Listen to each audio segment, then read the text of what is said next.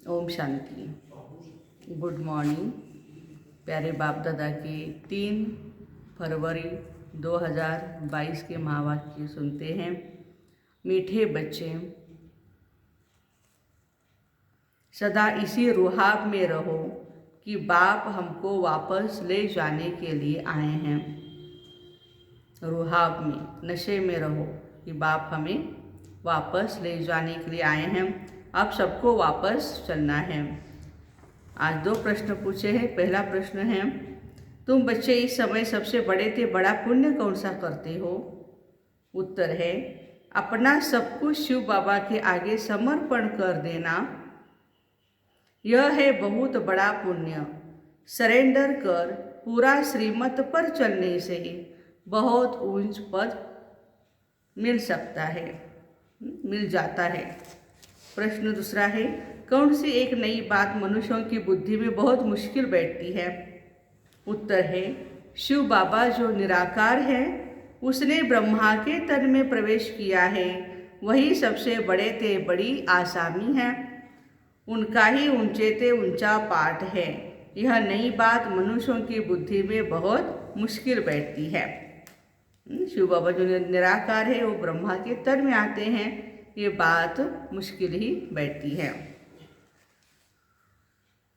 गीत है आज का, यह कौन आज आया सवेरे सवेरे।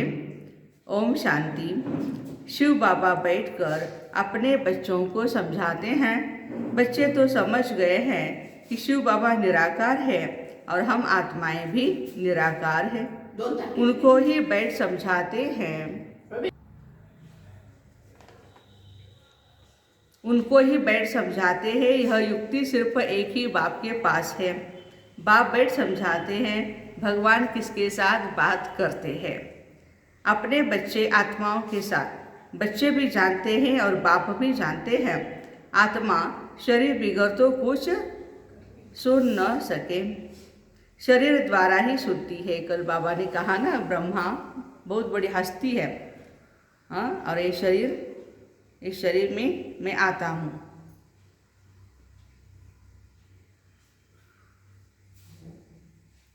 एक ही सत्संग है जिसमें परमपिता परमात्मा बैठ समझाते हैं। बाकी जो भी आत्माएं हैं उन सबको अब साथ ले जाना है, क्योंकि ड्रामा का चक्र अब पूरा हुआ है। यह सारी भारतवासियों की ही बात है। बाबा आते हैं भारत में और भारतवासियों को कहते हैं, बच्चे तुमने सबसे जास्ती पार्ट बजाया है।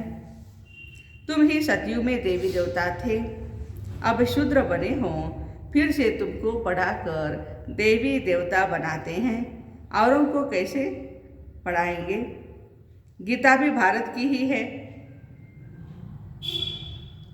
हर एक का अपना अपना पुस्तक है, धर्मशास्त्र है, और जो भी धर्म पिताएं आए हैं वह सब मनुष्य है। उनको अपना अपना शरीर है।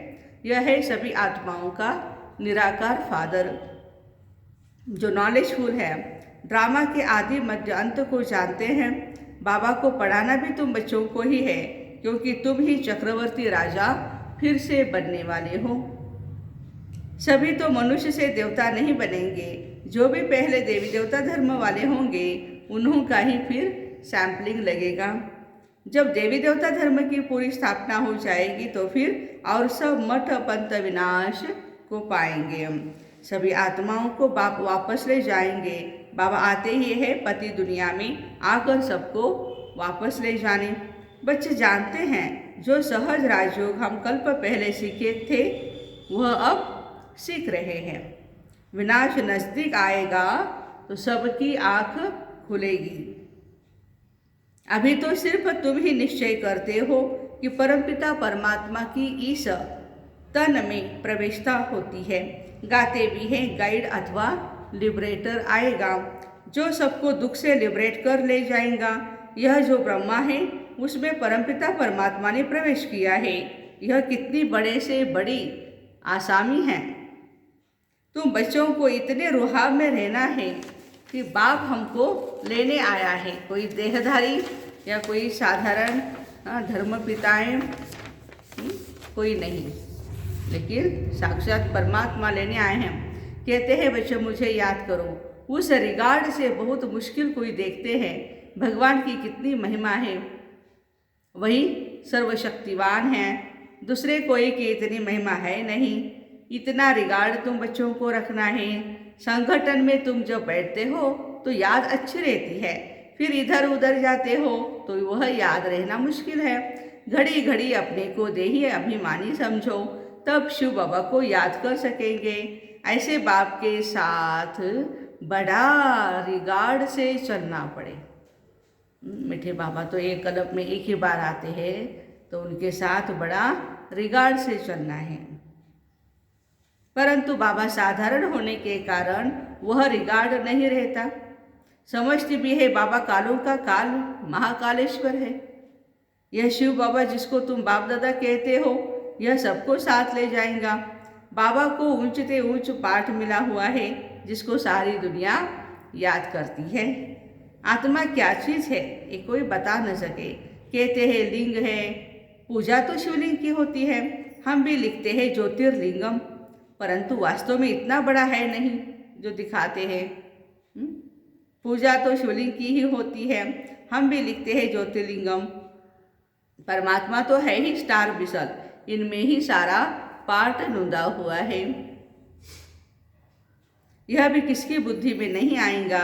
जब सुनेंगे आत्मा स्टार है, परमात्मा भी स्टार है, तो वंडर खाएंगे कितना वह ताकतवान इसमें प्रवेश होता है, जो पूरे 84 जन्म लेते हैं।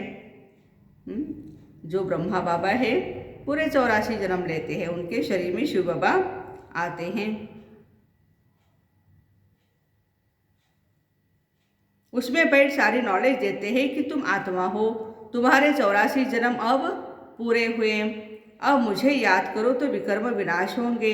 अभी तुम बच्चों को ख्याल में आता है आत्मा कितनी छोटी बिंदी है, उसमें 84 जन्मों का पार्ट है जो अपने समय समय पर एक्यूरेट रिपीट करना ही है। परंतु शिव बाबा का सबसे ऊंचे से ऊंचा पार्ट है।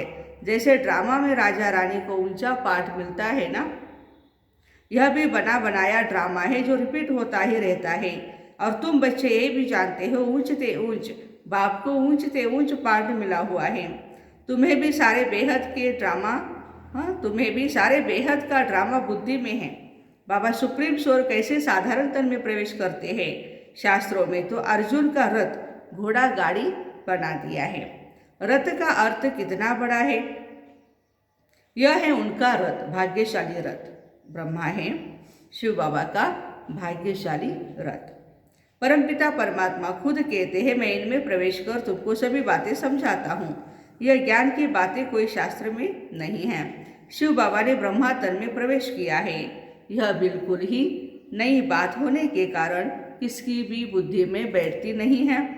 अब बाबा कहते हैं बच्चे देही अभिमानी बनो। अब तुमको परमपिता परमात्मा पढ़ाते हैं, उनको ही याद करना है। वह इस तन में बैठे हैं, इनको तो तुम दादा कहते थे। यह बाप दादा दोनों कंबाइंड हैं। तुम बाप दादा कहे बुलाते हो, पहले बाबा फिर है दादा, फिर यह तुम्हारी माँ भी है। ये गुह्य बातें समझाते हैं। यह है ब्रह्मपुत्रा नदी, यह सागर नहीं है। ब्रह्मा बाबा ब्रह्मपुत्रा नदी है, सागर नहीं। बड़े ते बड़ी नदी इनको कहेंगे। फिर है सरस्वती मम्मा। तुम हो ज्ञान सागर से निकली हुई ज्ञान गंगाएं। उन्होंने फिर वह चित्र बना दिया है। ब्रह्मपुत्रा कहाँ से निकली यह उन्हों को क्या पता। फिर सिंध सरस्वती का भी नाम है। कुछ न कुछ थोड़ा बहुत शास्त्रों में है। आत्मा ही पावन, आत्मा ही पतित बनती है। शरीर के लिए नहीं कहा जाता, आत्मा के लिए कहते हैं। इस समय प्रायः सभी पतित है। शरीर तो किसका भी पवित्र नहीं है, सभी पाप आत्मा है। सबसे जास्ती पुण्य आत्मा तुम बनते हो। कैसे? सब कुछ शिव बाबा के सामने हम सरेंडर कर देते हैं। तो पुण्य आत्माएं बनते हो, सब कुछ शिव बाबा को सरेंडर करते हो। ऐसे बहुत होते हैं जो एक एक चीज सरेंडर कराते हैं। लोभ को सरेंडर करो, फलानी चीज छोड़ो। यहाँ तुम जब बाबा के बने तो सब कुछ शिव बाबा को सरेंडर करते हो। बाबा फिर आईवजा भी देते हैं, बहुत सारा देते हैं आईवजा। जो जितना श्रीमत पर चलते हैं, सरेंडर करते हैं, उनको बहुत दर्जा मिलता है। मुख्य है शिव बाबा को याद करना। शिव बाबा यहाँ आते हैं पढ़ाने, सारा दिन इसमें नहीं बैठ जाएगा ना। जब पढ़ाने का टाइम होता है तो टीचर आते हैं। सेकंड की बात है, तुम याद करो और आ जाएगा। तुम समझते हो बाबा सदैव यहाँ ही है, परंतु यह खुद ही भूल जाते हैं। इस समय बाबा खुद कहते हैं, मैं तो सबको लेने आया हूँ। विवेक भी कहता है विनाश जरूर होना है। अब तो बहुत मनुष्य हो गए हैं, विनाश की खूब तैयारियां हो रही हैं, ये भी तुम जानते हो। बाकी और भल कहते हैं विनाश होगा, परंतु उसके बाद क्या होगा ये नहीं जानते। तुम्हारे में भी नंबरवार जानते हैं कि बाबा आया है, राजधानी स्थापन हो रही है। हम भी बाबा के साथ सर्विस में मददगार है, कांटों को फूल बना रहे हैं। भक्ति मार्ग वाले तो बाबा को जानते ही नहीं। अगर कहे कि शास्त्र पढ़ने से परमात्मा से मिलने का रास्ता मिलता है तो पहुंच जाना चाहिए, परंतु बाबा कहते हैं वापस कोई भी परम धाम गया ही नहीं है शास्त्र पढ़ने से। कई समझते हैं नई दुनिया फिर नए सिर उत्पन्न होगी। अनेक दुनिया में मतांतर है। बाबा कहते हैं यह सब असत्य है, सत्य बोलने वाला एक ही बाप है, इसलिए कहते सत्यम शिवम सुंदरम। कहते हैं सत श्री अकाल मूरत, सभी आत्माएं अकाल मूरत हैं। तो सत श्री अकाल एक ही है, बाकी सब है असत अर्थात झूठ। सत्य ज्ञान की बातों के लिए कहा जाता है, ईश्वर के लिए जो ज्ञान देते हैं वह सब झूठ है। गॉडली नॉलेज एक गॉड फादर ही आकर के देते हैं।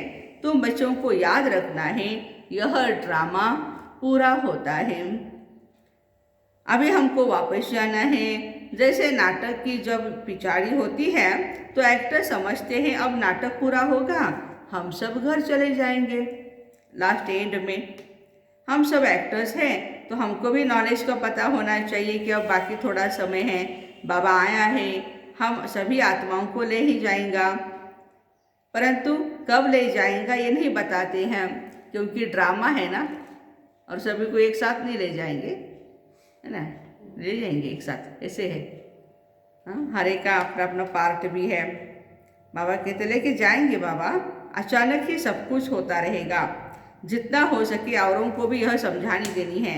वह इतना नहीं समझते कि यह राइट है, परंतु कहने वाला जरूर समझते, तब तो कहते हैं तुम बच्चों को समझाना है हद के बाप से, जन्म जन्मांतर तुम वर्षा लेते आए हो, अब बेहद के बाप से वर्षा लो। तीर उन्हों को लगेगा जिन्होंने कलप पहले यह वर्षा लिया होगा। तुम बच्चे घड़ी घड़ी याद करो, तो अब हमको शांतिधाम घर में जाना है। गवर्नमेंट के सर्वेंट 8 घंटे सर्विस करते हैं, तुमको भी 8 घंटे तक यह याद की यात्रा बढ़ानी है। अंत में तुम 8 घंटा इस सर्विस में रहेंगे, तब ही पूरा वर्षा लेंगे। सब तो नहीं कर सकेंगे, भल कोई जोर से पुरुषार्थ करते हो, परंतु फिर थक जाते हैं। मंजिल बड़ी भारी है। तुम जानते हो कि बाप को सभी आत्माओं को ले जाना है। कभी कभी इस ब्रह्मा को भी ख्याल आता है बस अब तो सबको वापस ले जाना है। बाबा के संस्कार इनमें भरते रहते हैं, यह भी पुरुषार्थी है। अभी तो बाबा कंप्लीट बन गए ना, अब खेल पूरा होता है, सबको वापस जाना है। अगर यह भी कोई याद करे सबको वापस जाना है, खेल पूरा होता है, तो बाबा कहते हैं इसको भी कहा जाता मन मना भव। अब बच्चे, तुम बच्चे अब सन्मुख बैठे हो, सन्मुख सुनने से ही जैसे छप जाता है। घड़ी घड़ी याद करते रहो, अब वापस जाना है, अब वापस जाना है। तुम्हारा अब मरने का डर निकल गया, यह है डर निकल गया। अभी क्या है, ये पुराने चोला छोड़ेंगे और जाकर राजकुमार राजकुमारी बनेंगे, सुंदर। मरने से कब हिचकना नहीं है।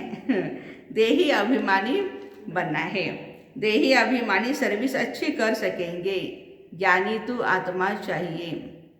प्रदर्शनी में ध्यानी की सर्विस नहीं, ज्ञानी चाहिए। हाँ, जो मेडिटेशन में ज़्यादा इंटरेस्ट रखते हैं, ध्यान में चले जाते हैं, बाबा कहते भल, हाँ, वो तो ज्ञान नहीं सुना पाएंगे, फिर प्रदर्शनी में ऐसे ही बैठे रहेंगे। हाँ, ज्ञानी तो आत्मा ही शिव बाबा को बहुत प्रिय है। तो मातेश्वरी जी के हम अनमोल महावाक्य सुनते हैं। निरंतर याद अर्थात निरंतर लगातार याद रहे। देखो, परमात्मा का फरमान है, बच्चे मुझे निरंतर याद करो। अब निरंतर शब्द का भी रहस्य समझना पड़े। निरंतर कहा जाता है जिसको, उसको कहा जाता है जिसमें कोई अंतर न हो, लगातार योग रहे, जिसमें खंडन न पड़े, उसे अटूट योग भी कहा जाता है। अब परमात्मा प्रतिज्ञा करते हैं, अगर मुझे निरंतर याद करोगे तो मैं तेरे किए हुए पास्ट विकर्मों को भस्म करूंगा। तो यह ज्ञान अग्नि जिसमें विकर्म दग्ध होते हैं, यह बाप धर्मराज भी है। जब वह सजाओं द्वारा विकर्म विनाश करा सकता है, तो बाबा के पास प्यार का भी कोई तरीका होगा ना। मम्मा कहती है सजाओं से हमारे विकर्म विनाश करेंगे बाबा, और प्यार से भी समझाएंगे। तो जो उनके प्रैक्टिकल आए बच्चे बने हैं, उन्हों को फिर यह फरमान देते हैं, बच्चे मन मना भव, निरंतर मुझे याद करने से तुम विकर्माजित बनेंगे, धर्मराज के दंडों से बच जाएंगे। परमात्मा के पास विकर्म विनाश कराने के दो तरीके हैं। एक है सजाओं से पवित्र बनाने का तरीका, और दूसरा है योग लगाने से पवित्र बनाने का तरीका। तो कौन सा तरीका चाहिए भाई? योग लगाने से पवित्र बनेंगे, जिससे पाप नाश होते हैं और जीवन मुक्ति पद प्राप्त होता है। दुख के आवागमन से छूटने के लिए परमात्मा की याद के सिवाय और कोई उपाय है नहीं। अच्छा, मीठे मीठे सिकिल दे बच्चों प्रति माता पिता बाप दादा का याद प्यार और गुड मॉर्निंग। रूहानी बाप की रूहानी बच्चों को नमस्ते। हम रूहानी बच्चों की रूहानी माता पिता बाप दादा को याद प्यार गुड मॉर्निंग और नमस्ते। वाह बाबा वाह, शुक्रिया बाबा शुक्रिया। धारणा के लिए मुख्य सार है। पहली पॉइंट, नई राजधानी बनाने के लिए बाप की सर्विस में मददगार बनना है। कांटों को फूल बनाने की सेवा करनी है। दूसरी पॉइंट है, कम से कम 8 घंटा याद की यात्रा में रहने का अभ्यास करना है। मौत से हिचकना नहीं है, क्योंकि बुद्धि में है, अब घर जाना है। वरदान, स्वयं को विशेष पाठधारी समझ। साधारणता को समाप्त करने वाले परम व श्रेष्ठ भव। जैसे बाप परमात्मा है, वैसे विशेष पाठ बजाने वाले बच्चे भी हर बात में परम यानी श्रेष्ठ हैं। सिर्फ चलते फिरते खाते पीते विशेष पाठधारी समझकर ड्रामा की स्टेज पर पार्ट बजाओ। हर समय अपने कर्म अर्थात पार्ट पर अटेंशन रहे। दूसरे पर अटेंशन नहीं, दूसरा क्या कर रहा है, खुद के ऊपर अटेंशन। विशेष पाठधारी कभी भी अलबेले नहीं बन सकते। यदि हीरो एक्टर साधारण एक्ट करे तो सब हंसेंगे ना। इसलिए हर कदम, हर संकल्प, हर समय विशेष हो, साधारण नहीं। इसलिए कोई भी बोलता है तो क्या कहते हैं, और क्या विशेष है? हाँ, तो क्या बोलना चाहिए, सब कुछ विशेष ही विशेष है। खाना पीना बोलना चलना। आज का स्लोगन है, अपनी वृत्ति को पावरफुल बनाओ तो सेवा में वृद्धि स्वतः होगी।